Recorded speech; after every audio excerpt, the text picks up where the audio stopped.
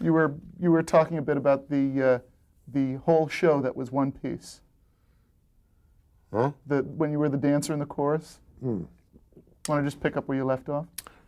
Yeah, I was a a hoofer and a dancer, just a plain dancer, and a line of guys, and this woman was the star, and then every she'd say,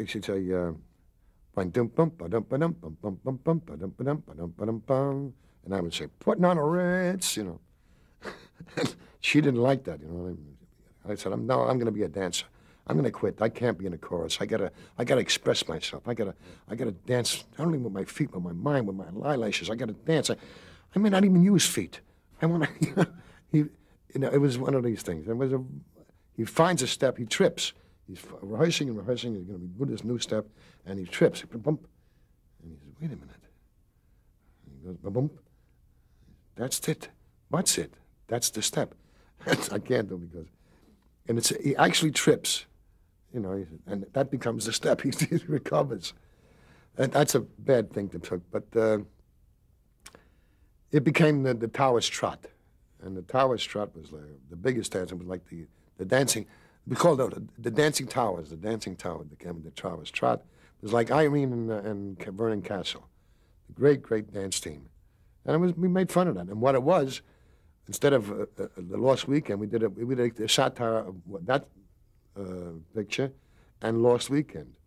Because what we did, instead of him drinking, he started to drink. Instead of drinking, he started to eat.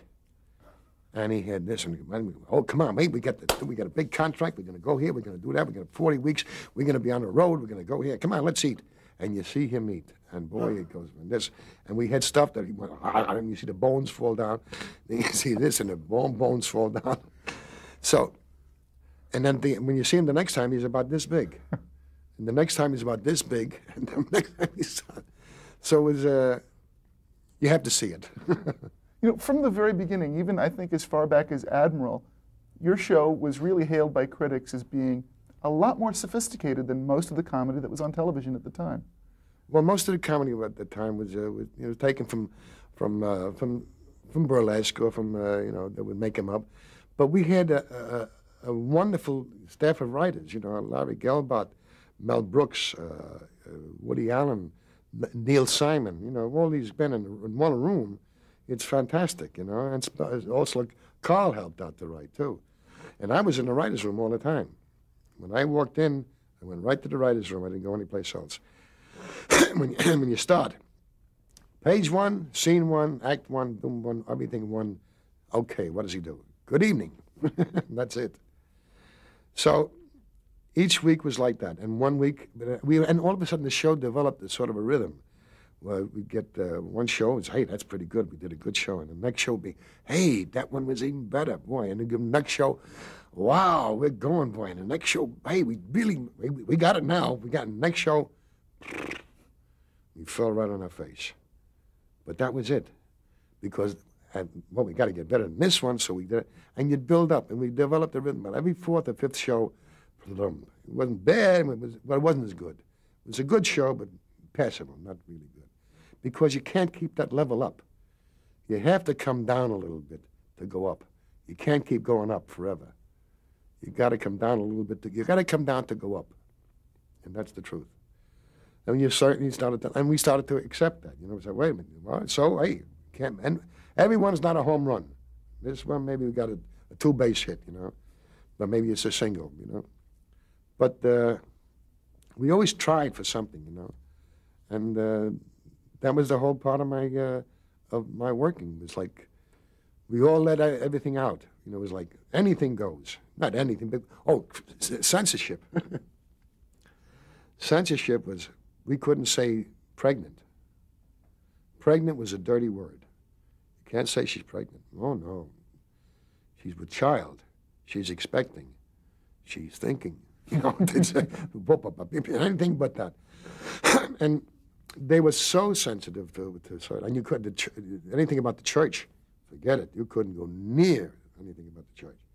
Nowhere. And politics, you could do a generic politician, but that's about it. You couldn't zero in on only one person. But today, anything goes. I mean, really, anything goes. and they can pick up subjects that we could never touch. You know, if we had to show a married couple in a bedroom, they had to be in separate beds. And if he did come over to her, he had to have, when he sat on her bed, he had to have 1 foot on the floor. I remember one sketch where you and Imogene were a married couple, and you were suffering from insomnia. Yeah. And you were in twin beds. Oh, sure. Remember that piece? Yeah. Yeah, that was, I took 2 pills. I said, I got to get some sleep. I got to get some sleep. Well, go inside. Why don't you take some sleeping pills? You think I should? Yeah, go ahead. So I go in. They're big pills. Well, take them. Water. Took the pills. And I'm going, what'd you do? I took those pills. Boy, that really good. Boy, come on.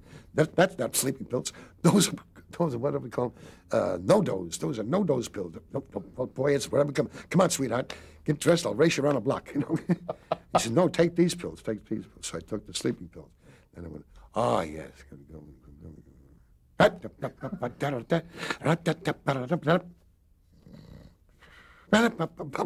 So this was a sketch. We had fun.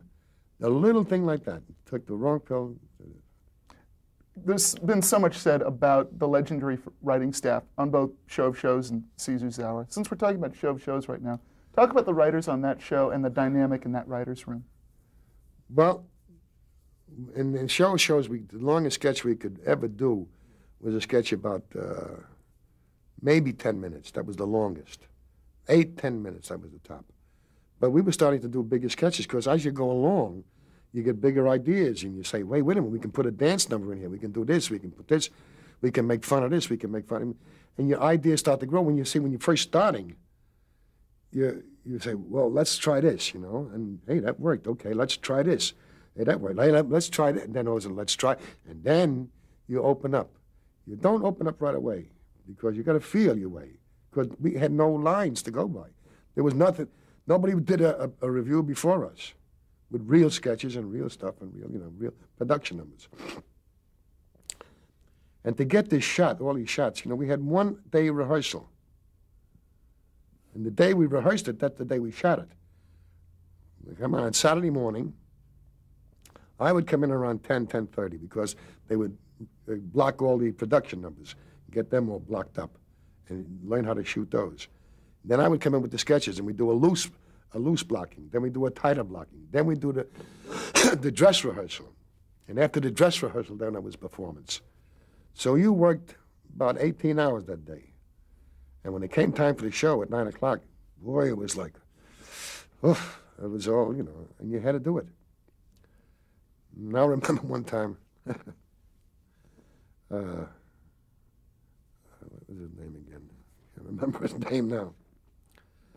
But I remember I forgot somebody's name when I was in there. I said, good evening, ladies and gentlemen. Welcome to the Show of Shows. Our guest star tonight is a man, and I couldn't remember his name, right on the air. Man, you've seen him in Shakespeare. He's done many, many things. You liked him in Sherlock Holmes. He was very, very good in Sherlock Holmes. I think you've heard him. And I'm talking. Finally, somebody understands. I don't know. And he's looking at me, and they hold up the Basil Rathbone. Mr. Basil Rathbone, finally. Oh, boy. And he got off. And at the end of the show, he said, thank you and good evening, ladies. I want to thank all the staff and Mr. Sid Chase. Whatever it was. I said, even, okay. But everything... On some of the writers, though, because the writers, again, there was just an amazing array of talent in one room. Everybody had their own specialty. When you wanted a wild line, something off the wall, Mel Brooks, he would come in with it. If you wanted very fancy dialogue and really sharp dialogue, men like Larry Gelbart. Oh, Larry Gelbart was a guy that, marvelous writer, absolutely. They all had their own fields. And Larry was a very hip writer. He used to write he wrote a thing for me called, with all of us, but he was his idea, Progress Hornsby, the hip musician. He was a hip musician. He was way, way out. I had my hair combed down here and very, very, very, very out here. He said, good evening, Progress Hornsby. Progress? Yes, sir. Or Cool Seas. I was Cool Seas. Yes, sir. We are broadcasting from wherever you are, I'm with you. And he said, oh, yeah, Progress, how many men in your band? Well, let's see, we have 15 men and a gorilla. Well, why do you need the gorilla? Well, you see, he's the only one who can drive the band bus. And then we had another one with, oh, yeah. He said, and Progress, do you have any stars in your band? Oh, on first trumpet, we had the late, great Fats Oregano, who is no longer with us, but still plays with us out of loyalty. And on that was on first trumpet. And on drums, we had Shorty Rogers. And on radar, we had Nicto Barada. You had radar? Oh, très nécessaire. You see, he's the one who warns us in case we approach the melody. So we had, lines like that. And then there was Neil Simon. And Neil could write wonderful situations and tremendous, wonderful dialogue. And it was such a, you had a plethora of genius. They were all, Mel Brooks, Larry Gelbart, Neil Simon, Woody Allen. These are all genius. And we had a guy called Mel Stewart, who just was on the typewriter. He did Bye Bye Birdie, he did 42nd Street, he did quite a few shows. And he was just on the typewriter. So I had just an enormous amount of talent. And Imogene would help, and Carl was there. I mean, it was just a marvelous, marvelous array of talent. It was like, it reminded me of the days in the Renaissance when it was painting. Not the Renaissance so much as the Impressionistic era, when you had Renoir and Van Gogh, and you had Pissarro, and you had Pointillism, Seurat. You had all these, and they got together, and they learned from each other. They would know, try this technique, and this is what we did. We were all, great performers, and we were all great writers, and we put it all together, and it was like a jam session. It was like, here's a thing. Hey, we'll do this. Oh, wait a minute. Suppose we do this and then that. Hey, wait a minute. I got another. And you had all these twists and turns and wonderful variations because minds were working. I mean, these guys, beautiful. And I enjoyed working. I mean, it was tough. And some tremendous material came out of it. I hesitate to even start talking about specific pieces because there's so much, but I wanted just to touch on some of the more memorable sketches and the more memorable characters. Having, for me, of course, to start with, one of your most enduring characters, the Professor. Well, the Professor was let's see, what the heck was the name of that guy? Baron Munchausen used to play. What was his name? I forget. But you there, Charlie? Remember, he used to play the Baron Munchausen. Well, this was a cross. I thought that's an interview. Max wanted to do an airport interview. Somebody flies in and you interview him. And it was like, this or that. And I said, wait, we get one character, and we'll make him, make it a German professor who knows everything. Oh, we are the leaders of the world. We are here. We are going. But we know, we are here. I remember one time, he was a professor and expert on love. You believe in love at first sight. I mean, when you see somebody, you fall in love. Oh, yes. I had the experience myself. I remember I was on a train on the Censorship Limited. I was going from New York to Chicago. And I was looking out the window. And we were going about 80 miles an hour. The train was coming. And I looked out, and another train passed us. And I saw a woman in the dining car. She was going like this. And she looked out, and I fell in love with her. I said, that's the woman for my life. I got to see her. I fell in love with that woman. I must have her. So what I did, I got in Chicago. I got on the train. I went back to New York so I could see her. She coming here. So I went back and I looked at her, and there she was. And at that second, I knew she wasn't for me. It was like building up things, and it's ridiculous things, but you make him, supposedly. And he's a buffoon, and he's a bluffer. He's a great. Oh, sure, I know that. Oh, sure. Oh, I know it all. What was the one thing on Planetary? The speed of light. Yes, I'll tell you what. I will pass you with the speed of light, and I will say hello, and you will see me before you hear me. Right? I will pass you with the speed of light, and I will say hello, but you will see me before you hear me. What do you mean? I walk past him. And I walk past him. Whoop, hello, hello. You hear that? See that? Oh, yeah, what was that? So we had different kind of crazy, crazy things. It was marvelous. It was like... Now, who wrote those pieces for the most part? You can't tell who wrote what or what, because it was all together. We all wrote it, But the specialties of the people, like I said, Larry Gelbart or Mel Brooks or Neil Simon or Woody Allen, They all had their specialties, but they blended them, you know. We learned from each other. We could blend this one. Oh, yeah, we could use some of this. And you start to blossom. It's like when I was a kid going to movies, my favorites were Charlie Chaplin, W.C. Fields, Laurel and Hardy, and Buster Keaton. They were the giants. And I learned from them. I watched them. I looked at them and go, boy. And then you superimpose your own personality on top of it, but you have that background of what the wealth you can draw from. And that's what I mean by being prepared. If you're prepared for luck, you have to be prepared for luck. It comes your way, and it'll come to everybody's way. A little luck, and if you're prepared for it, you can make it. If you're not, and if you flew off, goodbye. So you have to work with luck and with fate. I want to talk about some other classic show of shows segments. Talk a bit about the Hickenloopers. Well, the Hickenloopers were the thing that we got to touch the people right away, and that was always the first sketch. You see, my view of comedy, you have to believe what they're doing. You have to believe it for where you can laugh. Because if it's off the wall, you'll laugh one time. It's an off the wall joke. But to build on something, you have to believe it because they'll follow the story. If they can't follow the story and they don't believe it, they lose interest, even though it's a comedy. So they have to believe you. And if you make it believable, that's why I said, don't make it a sketch. You're doing a drama. It's a funny drama. You don't know it's funny. The fun is that you don't know it's funny. They're funny. Let the audience find out. And that was the whole secret of the Hickenloopers. Because it was everyday things, you know. It was like, I remember one thing, what the hell, oh my, thousands of sketches, my God. I just remember one that I thought was hysterical was when Imogene, I guess, had taken in a boarder. Howie Morris was a boarder and didn't tell you. You want to talk about that one? I mean, that's... Well, that was a guy, and he played trumpet. He used to practice in the room. I said, if this is the guy you brought, well, you know, he's paying $12 a week. Right? He takes that much in butter. He's, you know, he was eating it. And we had it was like having a boarder in your house. You know, you walk around, you talk to him, you don't know how to talk to him. And if he sits down, you watch him eat, and he takes everything. You know, he's going, $12 a week. He's eating $12 here. But we used to have, I mean, things that we would do were everyday things. So people recognized it. They believed it. You can get mad. You can do this. You can. That can happen. Great domestic situations. Sure, because they believed them. It wasn't something that somebody came in 14 times with the same thing. You know.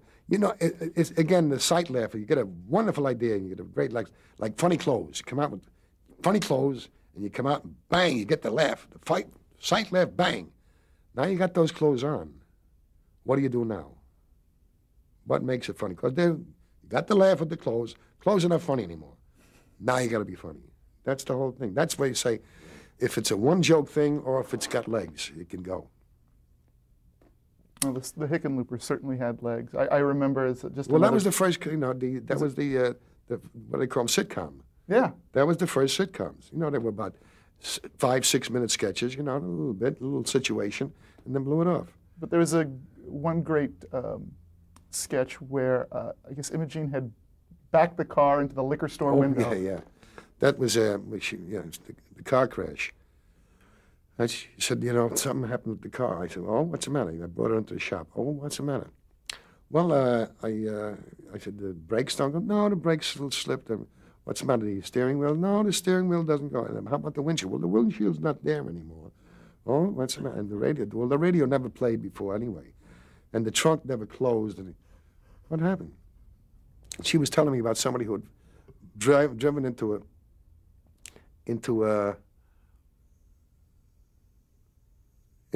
a drugstore window. Somebody drove, and I said, I bet she was a woman. I bet you. You know, I don't blame the woman so much as I blame the crazy husband for letting her drive. Those were the old days. And she said, yeah. And then she tells me about the car, and I said, you drove the car through the drugstore window. I said, well, how did you, what happened? And then he wasn't half, she said, well, the drugstore owner wasn't half as mad as the jewelry store window. You smashed up a jewelry store too? Well, I had to back up to get out of the drugstore. But Just great slow reveal of Yeah, information. it's the stuff that's natural. It comes, you know. Now, some of the most, I think, amazing and imaginative pieces that you did on the show were pantomimes that you and Imogene would do. Yeah, we did several pantomimes. We did pantomime going to Coney Island, you know, where they go, oh boy, let's hot dogs, and oh boy, and sodas, and then popcorn, and frankfurters, and this, and mustard, and salt, and cotton candy, and a pizza. And then let's go on a ride. And you go, so you had some fun, you know. And then we did several pantomimes of cocktail parties, you know. You take a canapé,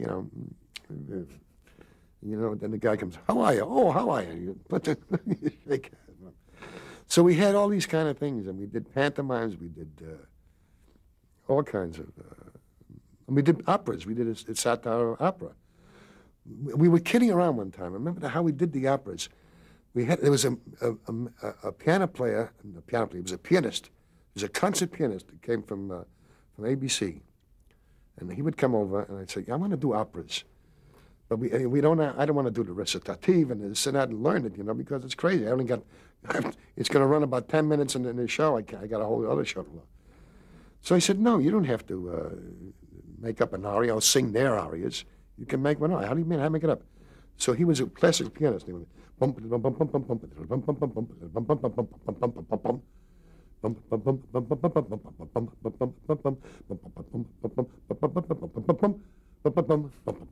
pop goes the weasel.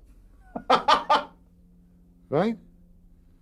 So he says, you go, ma lo cifello cotipidato, donde soglio vara, rondischeglio colibaba, yach goes di figlio. So you have, that becomes the aria. And we did, il don vaigo su fa, non tu suli piaci così, invento lo soglio va ma. Just one of those things. So we would do arias and put modern songs in it. And it really went very, very well. Some of the especially notable pieces for you in particular were the foreign movies where you would do foreign language double talk. Yeah. Well, the fact is that we could all do it, you know. Carl, you know, would come in and I'd say, Monsieur, emportez son formado, chamade. Si attendu sont ton malade. Il a fond de tout combien de temps. No. And we would duel, matronnier ça, là, en garde. You know, we'd warm up, and he would present with the son, and I took out a gun, bang, shot him. That's the duel. So we would have different switches on different things, you know. Now, I remember the parody you did of The Bicycle Thief. Yeah, we did it. There was the Bicycle Thief. We did the Bicycle Thief. Yeah, we did that. Ma cosa la piazza così? Hello, Marolina, la piazza ma con la scina che la piazza. Tanto si vede la morore in da scilla con la bicicletta. Ma e tutte biciclette. Ma non piazza sono erano tutte milioni di lire. Tutte milioni di lire? No. La piazza che fate 4 milioni di lire. 4 million lire, that's over $14. Now, you've mentioned some of the movies that you would do parodies of. From Here to Eternity was one of them. Yeah. One of my personal favorites, if you could talk a little bit about, was the satire did of the movie Shane. Well, Shane, we did a satire. You know, Imogene played Shane, you know, the young boy, and I played the gunfighter. I opened the sketch up. I came running. It was we had a desert and a little ranch house and a big barrel of water. And I walked over, and the barrel, morning. And I started a drink.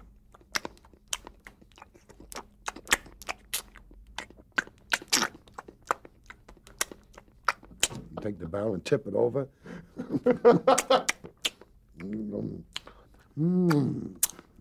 You're thirsty. Yeah, I had herring for breakfast.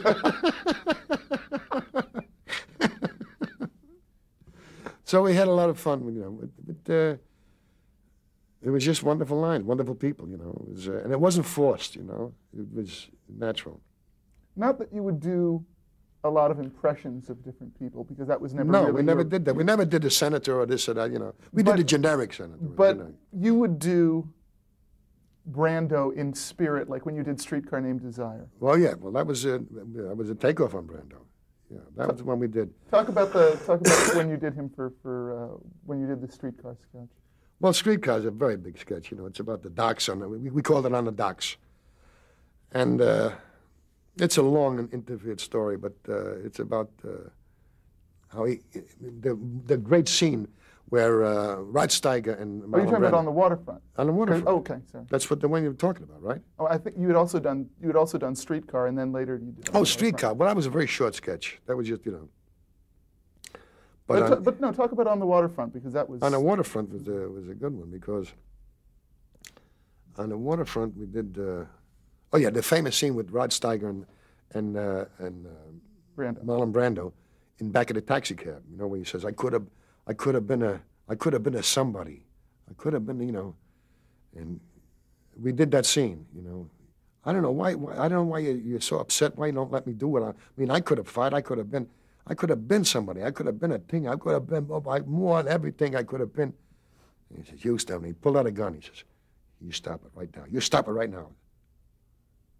"What are you doing?" "Hey, I'm your brother."